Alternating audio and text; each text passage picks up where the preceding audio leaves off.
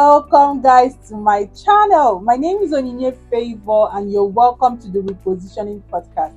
Guys, if you haven't subscribed yet, click on the subscribe button and click on the notification bell so that you get notified when a video drops. Alright, let's get right into what we have for today.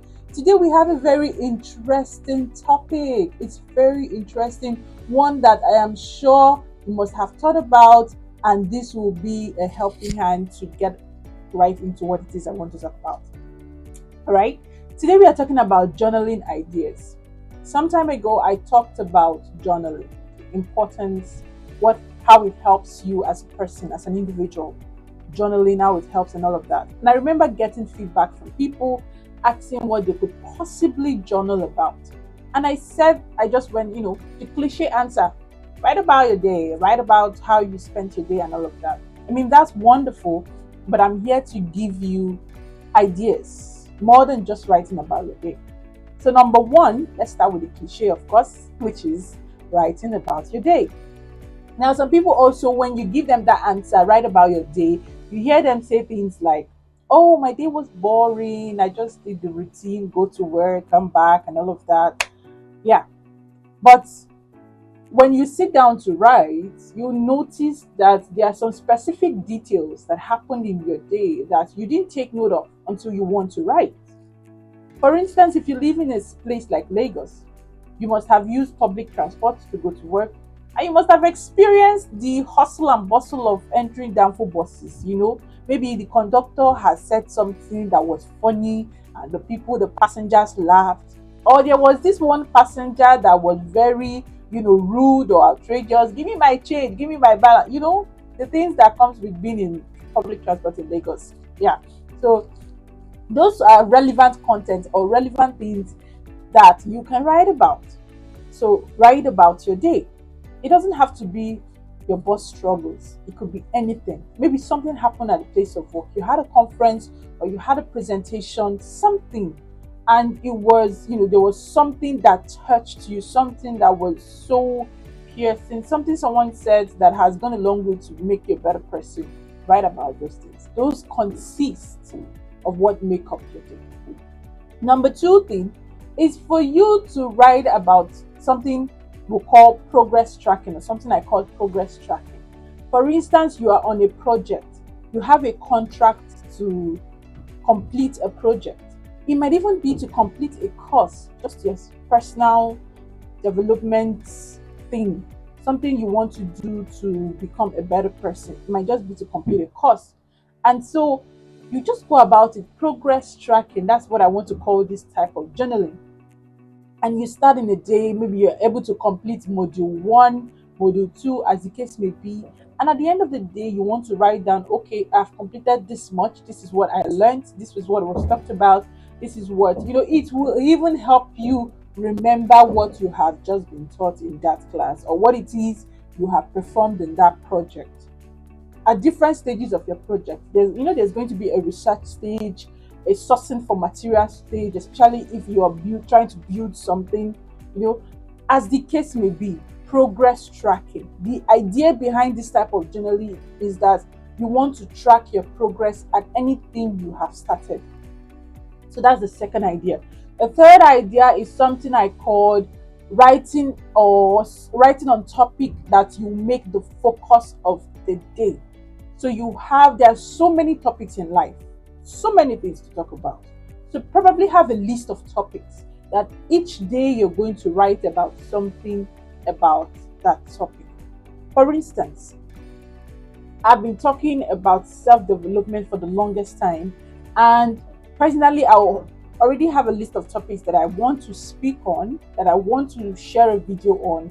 And a good way to journal, in my own case now, I might see it as scripting, is having that list and then writing out my points, the things I want to talk about, and being more elaborate in my writing, just because I want to write and I want to journal. So have a focus for the day. Possibly you are even a career person, you're an engineer, you're even a data scientist, you are a medical doctor, you are whatever. Say you say something like, okay, you're in the medical field and there is this thing about pregnant women having vaginal birth, or choosing to go through CS. It could be a topic for you to write about. I mean, write something journaling how that you spoke with this person and these women prefer the vaginal birth to the CS birth. So whatever it is, write about something, having a focus topic for each day. That's the third one. And now the fourth one is for you to mental declutter. This is called mental decluttering. So the reason I call this mental decluttering is for team. I have a lot of things in my head, a lot of ideas in my head, but I don't know how to share them. I don't know how to bring them to life. The time is now. Mental declutter. You have a lot of ideas. There are so many things in your head you want to do, but writing brings about clarity. When you journal about these things, you are able to see it in a brighter light. You're able to see and know what it is you want to start with. You have a lot of ideas. Maybe it could be business ideas, so many of them. But because there are so much in your head, you don't even know how to go about them.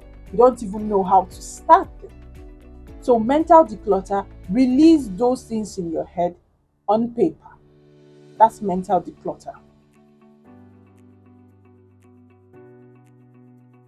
Now, finally, have a gratitude journal. A gratitude journal is a journal where you write what you're grateful for.